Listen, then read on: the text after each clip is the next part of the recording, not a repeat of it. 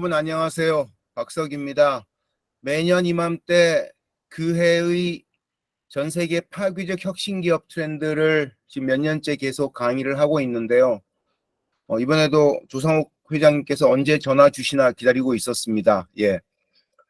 오늘 말씀드릴 내용은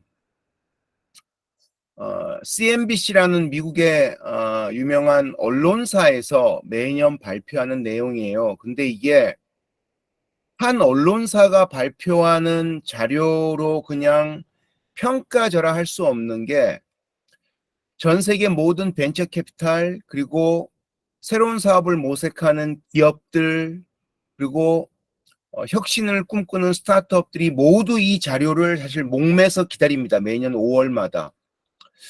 저도 지금 거의 한 10년째 이 자료를 매번 보고 있는데 이걸 보면은 약간 좀 포장해서 말씀드리면 앞으로 혁신 트렌드가 어떻게 움직일지 그리고 글로벌 벤처 캐피탈 VC들이 어떤 분야에 투자를 앞으로 많이 할지에 대한 흐름들이 보이고 개인적으로는 코로나 즈음해가지고 여기에 소개된 기업들이 보통 한 2, 3년, 3, 4년 내로 상장하는 경우가 많습니다.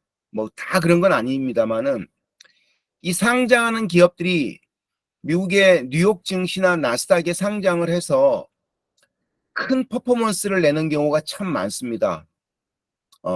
저는 요즘 뭐 주식 투자 잘 안 하지만 옛날에 미국 주식에 잠시 투자할 때는 이 정보를 활용해서 제가 대충 기업들의 이제 그 기본적인 내재 기술이나 비즈니스 모델을 좀 아니까 투자해서 뭐 작은 용돈 겸 돈을 번 적도 있었고요.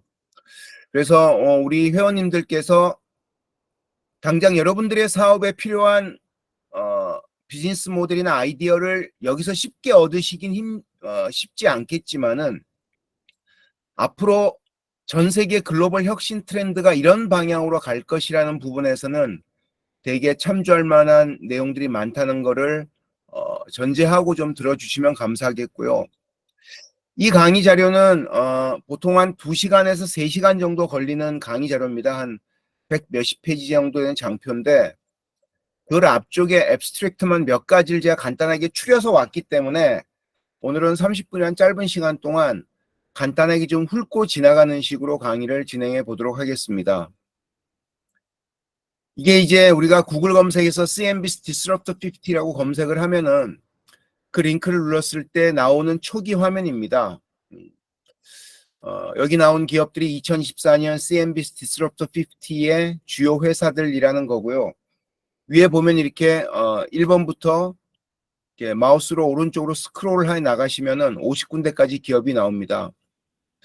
그래서 올해의 특징 중에 하나는 이 50군데 기업들의 정말 상당수가 AI 웨이브, AI 흐름을 다 타고 있다는 것입니다.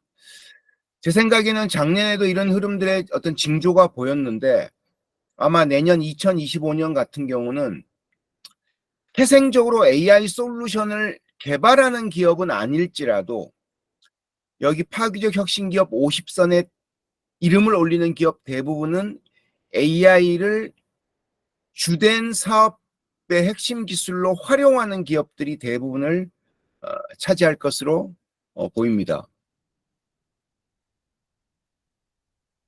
올해로 이제 12년째 됐는데요. 이 매년 5월에 발표하는 연례 보고서가 그동안 이 CNBC Disruptor 50에 소개된 스타트업들, 물론 이제 매년 50군데니까 12년 되면 600군데가 돼야 되는데 실제 기업 수는 그에 훨씬 못 미칩니다. 왜냐하면 중복해서 선정된 기업들이 많으니까요. 근데 그동안 CNBC Disruptor 50에 선정이 됐다가 이후에 IPO를 통해 큰 이제 인기를 끌거나 미국 주식시장에서 크게 이름을 오르내린 기업들이 참 많습니다. 그 중에 일부만 좀 여기서 제가 캡처를 떠왔는데요. 뭐 에어비앤비 있죠. 그 다음에 우리나라 배달의 민족 같은 미국의 도어대시, 미국에서 그 음식 배달 서비스에 압도적 1위 하는 도어대시가 있죠. 그 다음에 주식거래 시장에서 새로운 혁신적인 모델로 미국 증권시장에 판을 바꾸고 있는 로빈후드라는 회사가 있죠.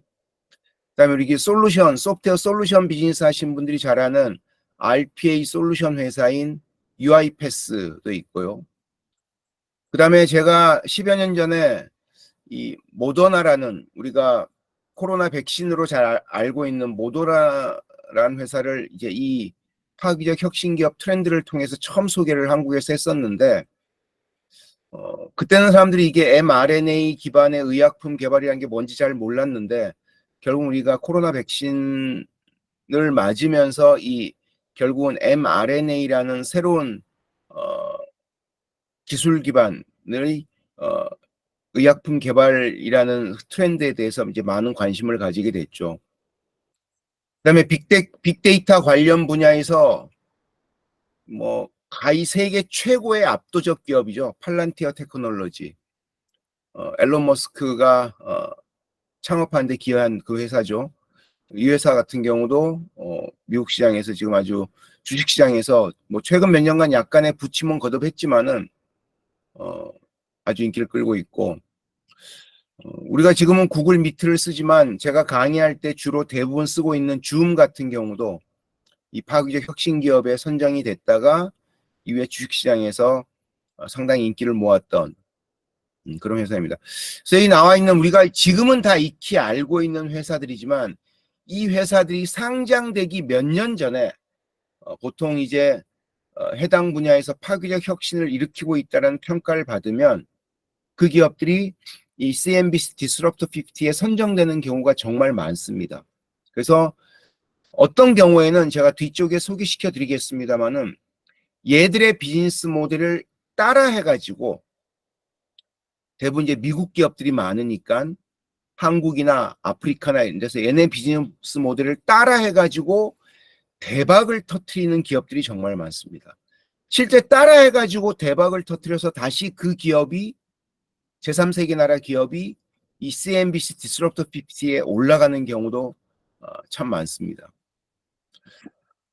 또 다른 이제 IPO로 주목받은 CNBC 디스럽터 50 스타트업으로는 우리가 잘 아는 전 세계 전자상거래 플랫폼 시장을 휩쓸고 있는 쇼피파이가 있고요.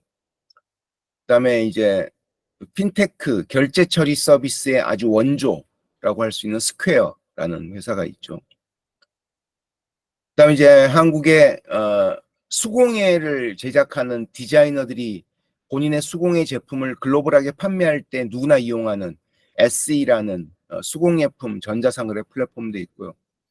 뭐 우리가 소프트웨어 시장에서 많이 알려진 뭐 다큐사인이나 데이터도그, 그다음에 스노우플레이크, 몽고DB 이런 회사들도 대부분 CNBC 디스럽트 50에 선정됐다가 이후에 주식시장에서 관심을 받은 기업입니다. 자, 이제부터 본론으로 들어갈게요. 올해 CNBC 디스럽트 50 2024의 주요 오버뷰에 대해서 말씀드리겠습니다. 말씀드린 것처럼 5월 첫째 주 5월 초순에 항상 이 보고서가 발표가 되고요. 그래서 이게 이제 연초에 전 세계 벤처 캐피탈로부터 신청을 받습니다. 니네가 투자한 회사 중에 글로벌 파괴적 혁신 기업에 기여하고 있는 그런 성장 가능성이 높은 스타트업을 신청을 받습니다. 엄청 신청을 많이 받는 것 같아요. 그러면 그 엄청난 후보자들 중에서 미국에 있는 주로 혁신 및 기업가 정신 분야의 전문가, 대부분 미국의 유명 대학의 앙트러프러너십 관련된 교수들입니다. 이 교수들 50명이 몇 개월 동안 심사를 합니다. 심사를 해서 50군데를 선정하는데요. 1등부터 50등까지 돼 있다는 것은 1등이 파괴적 혁신에서 가장 주목받고 있다는 뜻이고요.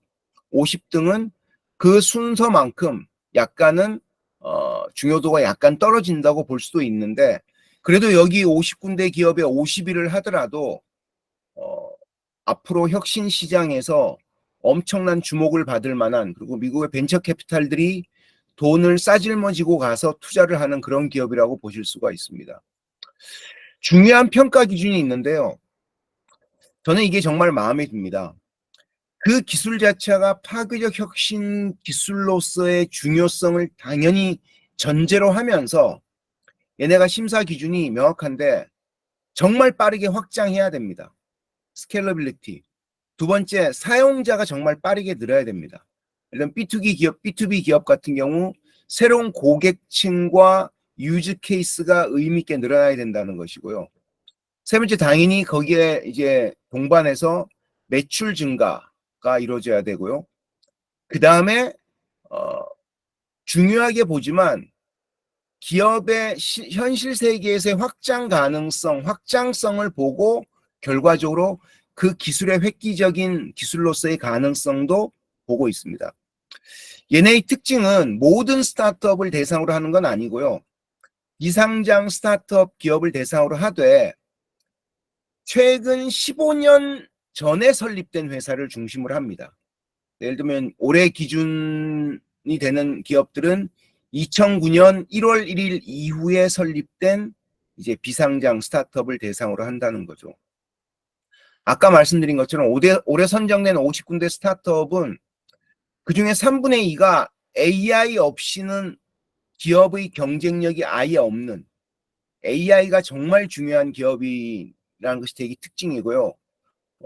서두에 말씀드린 것처럼 내년에 선정될 50군데 기업은 거의 한 90% 이상이 AI의 중요성을 강조하는 기업들이 될 거라고 생각합니다. 흥미로운 것은 이 50군데 기업 중에 3분의 2가 AI를 핵심 경쟁력으로 보는 기업인데다 이 50군데 기업 중에 또 13군데 기업은 스스로를 생성형 AI 기업으로 평가합니다. 여기서 이 생성형 AI 기업으로 평가한다는 것은 그 기업 자체가 우리가 아는 챗GPT 같은 애초에 태생 자체와 그 기업의 기본적 서비스 구조와 비즈니스 모델이 생성형 AI에 다 특화됐다는 뜻도 있을 뿐만 아니라 전통적인 서비스나 솔루션 기업인데 그 기업의 새로운 서비스 포트폴리오가 생성형 AI 기술 중심으로 바뀌고 있는 기업도 있다는 뜻입니다.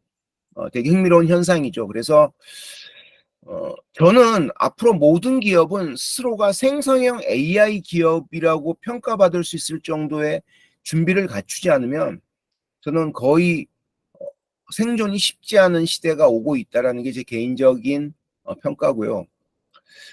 간단하게 작년에 선정된 50군데 기업의 특징들을 좀 살펴보면 여러 가지 뭐 핀테크, 뭐 헬스케어, 뭐 인공지능 이런 전통적 분야들의 기업들도 많은데 작년에 선정된 기업은 주로 서스테이너빌리티, 지구 환경의 지속 가능한 가능성이라는 주제로 선정된 기업들이 참 많았다는 겁니다. 그래서 기후 변화에 싸우는 기업들, 그다음에 서스테이너블 디벨롭먼트, 지속 가능 개발 환경을 만드는 기업들, 그다음에 헬스케어를 더 폭넓게 서비스를 제공하는 기업들, 그다음에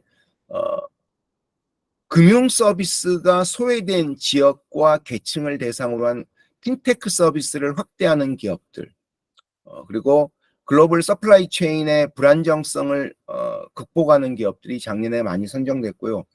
이런 추세는 올해도 스탁이 유지되고 있다고 보실 수가 있습니다. 올해 50군데 기업들의 총 기업 가치는 무려 50군데 기업인데 4,360억 달러입니다. 4,360억 달러니까 약 50군데 기업이 약 500조 원 정도 되는 거죠. 500조. 예, 그 정도로 지금 대단한 거고요. 전체 기업들의 펀딩 규모도 약 700억 달러, 약 80조 원 정도 됩니다. 그러니까 뭐 기본적으로 여기에 선정된 기업들은 기업들마다 펀드레이징의 편차는 있지만 기본적으로 50대 기업 안에 들어온 기업들은 대부분 1 빌리언 달러 이상의 펀드레이징을 다 받은 기업이라고 할 수 있습니다. 흥미로운 것은 제가 지난 12년간 쭉 이 보고서를 계속 보고 있는데 연속해서 2년 연속 1등을 차지하는 경우는 없습니다. 2014년도에 앨런 머스크의 우주항공 산업체인 스페이스X가 1등을 차지했다가 다시 4년 뒤에 2018년 1위를 또 차지해서 그때 엄청나게 회자가 됐었거든요. 어떻게 CNBC 디스럽터 50라는 이 유명한 보고서에서 몇 년에 걸쳐 두 번에 걸쳐 1등을 계속 차지하냐고 했는데 작년 올해는 오픈 AI가 2년 연속 1등을 차지했습니다. 이거는 오픈 AI가 이 전체 IT 산업을 포함한 이 파괴적 혁신 산업에서 차지하는 위상과 파괴력이 갈수록 더 높아지고 있다는 것을 잘 반영하고 있는 평가라고 생각할 수 있고요. 또 하나 흥미로운 것은 전 세계 핀테크 시장, 파이낸셜 테크놀로지 스타트업에서 압도적 제왕 1위는 스트라이프라는 회사입니다. 이 회사가 올해 12년째 CNBC 디스럽터 50 보고서에서 올해로서 10번째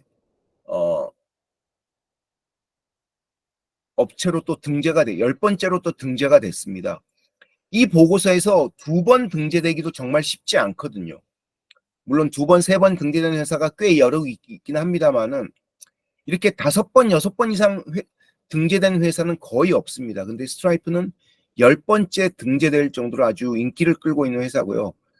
제 생각에 스트라이프도 설립 연도 기준만 만족시키면 앞으로도 계속 등재될 회사인데요. 왜냐하면 비상장 회사이기 때문에. 근데 얘네가 설립 기준 연도로 따지면 이제 내년부터는 자격 조건이 만료가 됩니다. 그래서 이제는 CNBC 디스럽트 50에선 보기가 힘든 회사이고요.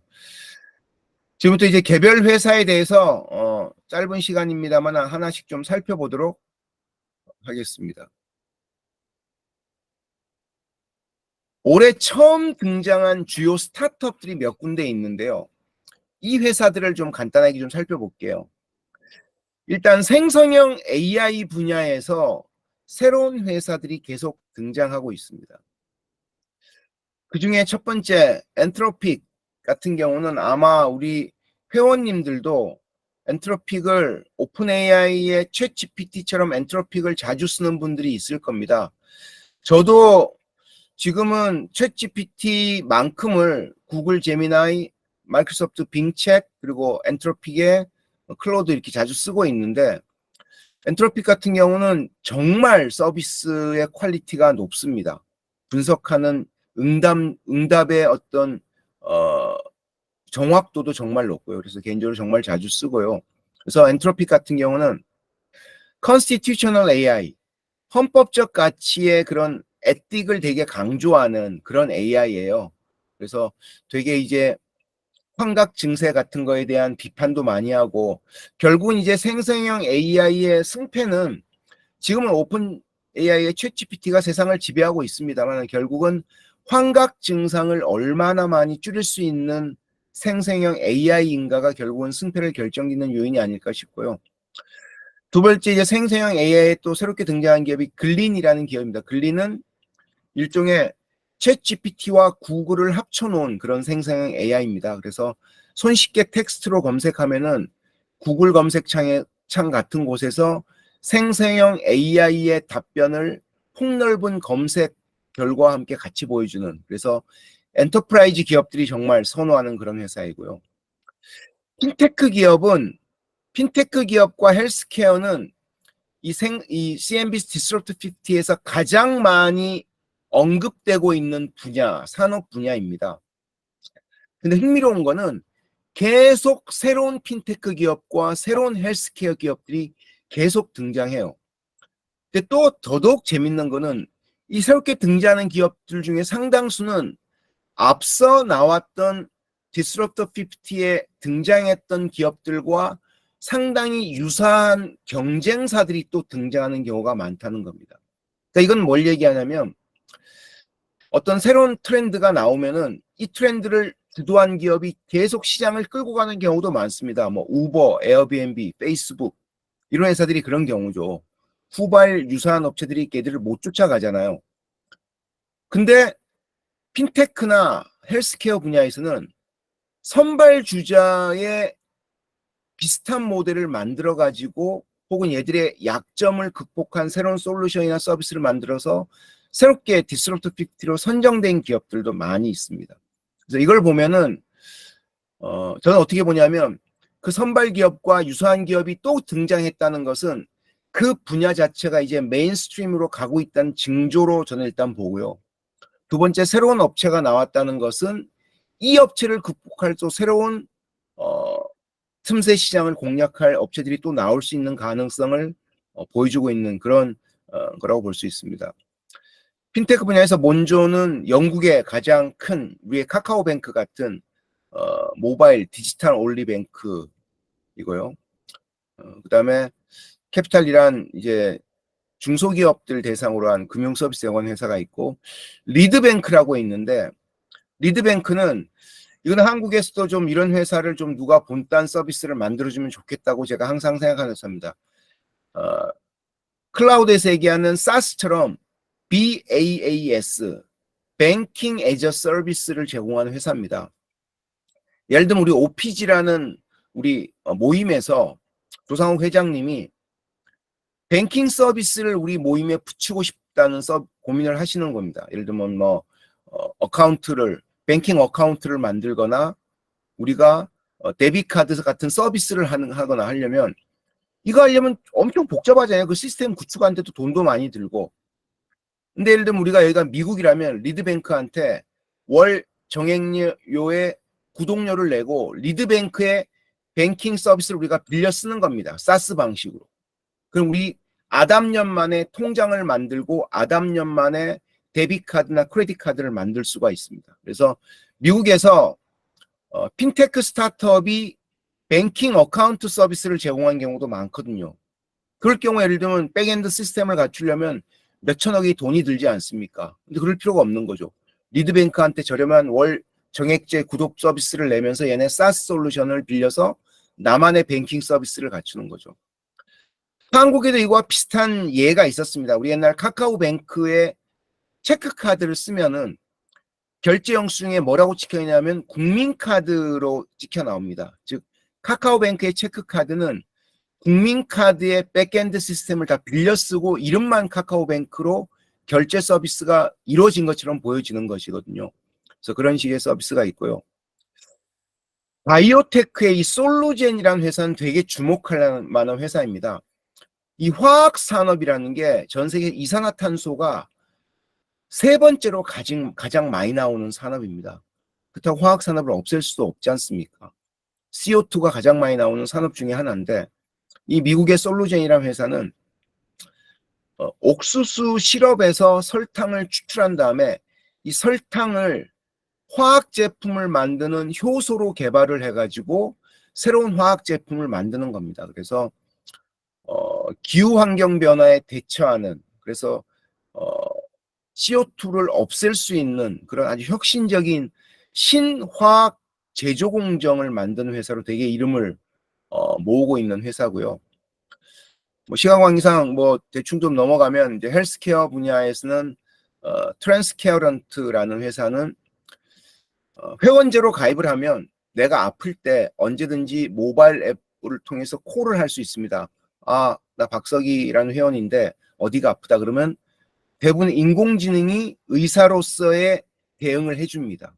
그리고 인공지능이 못하는 경우는 실제 의사가 저한테 딱 붙어가지고 진단을 해주고 처방전을 내줍니다. 그래서 지금 미국에서 아주 폭발적으로 성장하는 원격 진료 회사로 아주 인기를 모으고 있는 회사고요. 저는 결국 세상에 이렇게 갈 수밖에 없다고 생각이 듭니다.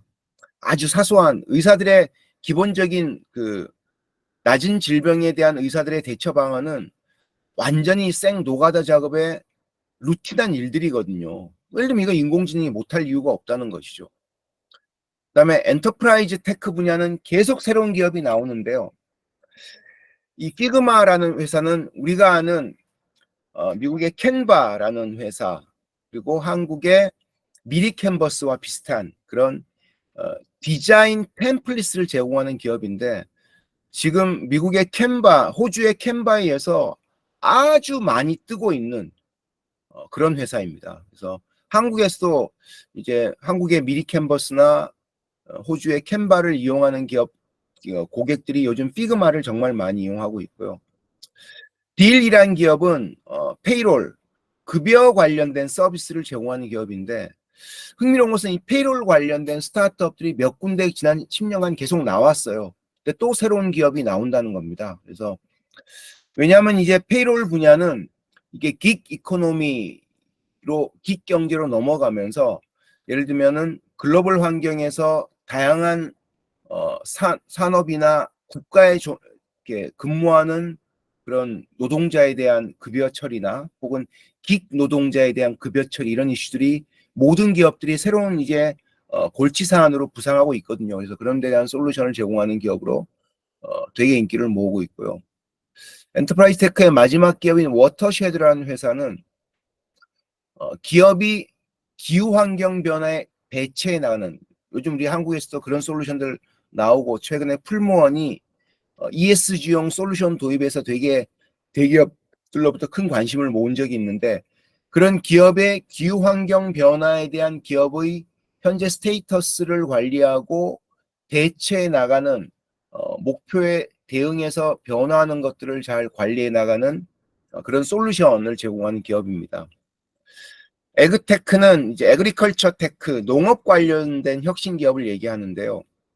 BYG라는 유럽 기업인데, 이거는 뭐냐면 사실은 지금 지구에서 벌의 생존 환경이 점점 안 좋아지고 있거든요. 근데 결국 벌이 이렇게 사라질 경우에는 지구의 농업 환경은 극도로 열악해지거나 거의 힘든 상황이 올 수밖에 없다는 것입니다.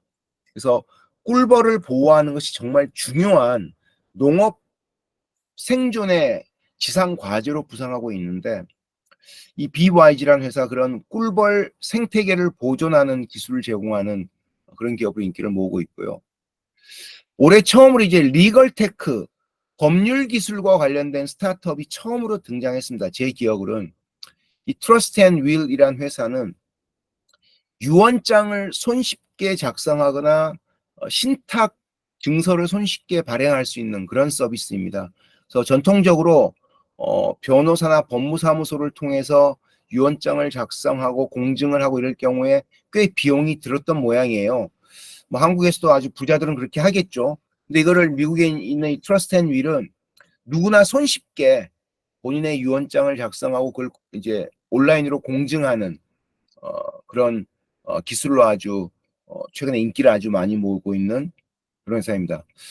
이제 마지막 사이버 보안 분야는 계속 새로운 회사가 나옵니다. 아까 IPO 시장에서도 몇몇 사이버 보안으로 IPO에서 대박 터트린 회사를 소개해 드렸는데, 올해는 앱노멀 시큐리티라는 새로운 회사가 나왔고, 이런 사이버 보안의 회사의 대부분의 특징은 기존보다 훨씬 인공적으로 예측 못하는 새로운 유형의 사이버 침해에 효과적으로 대응할 수 있는 솔루션을 내놓는 기업들이라고 할 수가 있습니다.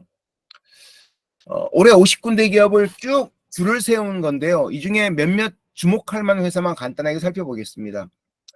1등은 이제 오픈 AI, 지금 2년 연속 1등을 한 거고요. 두 번째는 안드릴 인더스트리라는 회사인데요. 2등을 한 회사인데 이게 국방 솔루션을 제공하는 회사입니다. 근데 어떤 회사냐면 첨단 자율주행 기반의 어떤 로봇이나 드론, 뭐 비행체 같은 걸 만드는 회사예요. 그래서 미국 국방부에서 가장 사랑하는 차세대 국방 산업체라고 합니다. 그래서 결국은 이제 뭐 전 지구적인 그 국지전의 확산 이런 거 관련해서도 이런 기업들에 대한 관심이 높아질 수밖에 없는 거라는 생각이 들고요. 10등을 한 이그조텍이라는 회사는 프랑스 회사인데요. 기업들의 물류 센터를 자동화하는 솔루션입니다. 특히 요즘은 미국에서 마이크로 풀필먼트라고 해서 도심 근처에 보통의 웨어하우스는 외곽에 이제 뭐 쿠팡이나 아마존처럼 축구장 몇 배 규모로 만드는 게 추세인데, 요즘은 그렇게 해서는 경쟁력이 없으니까 가까운 지근거리에 마이크로 풀필먼트 센터를 갖추는데, 이게 자동화된 로봇 기반으로 만드는 게 되게 큰 추세라고 할 수가 있습니다. 그래서 그런 자동화된 무인 로봇 솔루션을 만드는 회사고요. 시간이 다 됐는데요. 한두 군데 기업만 더 살펴보겠습니다. 그다음에 두 번째는 19번의 아인라이드라는 스웨덴 기업인데요. 이 회사는 스웨덴이 볼보로 유명하잖아요. 지금 이제 볼보가 중국 회사 넘어갔지만은 무인 자율주행 전기 트럭을 만드는 회사입니다. 그래서 아주 지금 폭발적으로 성장하고 크게 주목받고 있는 회사고요. 그래서 이런 건 한국에서도 좀 참 만들면 좋겠다는 생각을 하는데 좀 아쉬운 그런 회사고요. 흥미로운 거는 여기 21번 짚라인이라는 회사인데 뭐 짚라인이라는 게 한국에서 유명한 이렇게 그 어드벤처하는 그런 짚라인이 아니고요. 무인 드론 배송 회사입니다. 그래서 원래는 아프리카에서 오지의 의약품을 드론으로 제공하는 회사인데 지금은 미국 내에서 월마트 같은 상용 유통회사가 레스토랑이 얘네 무인 드론기를 이용해서 음식물이나 생필품을 배송하는 걸로 아주 인기를 모으고 있는 그런 회사입니다. 뭐 시간이 다 돼서 오늘 여기까지 하겠습니다. 시간이 다 돼서 뭐 상세한 말씀을 자세히 못 드려서 일단은 좀 아쉽고요. 혹시라도 궁금하신 부분이 있으시면은 저희 아담년 채팅방을 통해서 질문을 주시거나 하시면 다음에 다시 여러분께 상세한 답변이나 도움을 드릴 수 있도록 하겠습니다. 예, 경청해 주셔서 감사합니다. 네. 네, 박 소장님 수고하셨습니다. 박 소장님이 그동안 우리 아담년에서 발표 총 몇 번 하신지 아세요? 한 10여 번, 20번 가까이 하지 않았을까요? 총 17번 했고요. 예. 그다음에 오프라인으로 할 때 7번, 그다음 온라인으로 할 때 10번이니까 지금 4년째거든요. 온라인이 2026월부터 그래가지고 그리고 2021년부터 그 CNBC 가계적 기업을 설명을 한 게 4년 연속으로 지금 하고 계세요. 예. 매년 할 때마다 제가 얘기를 드리는데 박 소장님이 오랜 동안 또 이 파괴적 혁신 기업들을 봐왔으니까 각 산업별로 어떤 트렌드고 어떤 회사가 벤치마크 대상이고 이런 것들 잘 아실 수 있고 특히 이제 IT 서비스 회사에서 미래를 고민하는 이런 회사들은 그전에도 얘기 드렸듯이 박 소장님을 초빙해서 반나절 정도 세션을 가지시고 이제 그리고 사전에 회사의 고민이나 이런 것들을 말씀을 드려서 자기 회사의 미래를 고민하는 것에 테일러된 토론을 하시면 엄청나게 좋은 시간이 되지 않을까 매번 그렇게 생각하는데 아마 저도 이제 주변 분들한테 좀 더 이번을 계기로 강추를 해서 이후에 박 소장님 초대해서 뭐 그걸 원데이 세션으로 할 수도 있고 뭐 하프데이 세션으로 할 수도 있고 그래서 정말 값진 우리 강사료를 두둑하게 드리면서 그렇게 하시면 될 것 같습니다. 예, 하여튼 수고하셨습니다. 네, 감사합니다. 예. 네.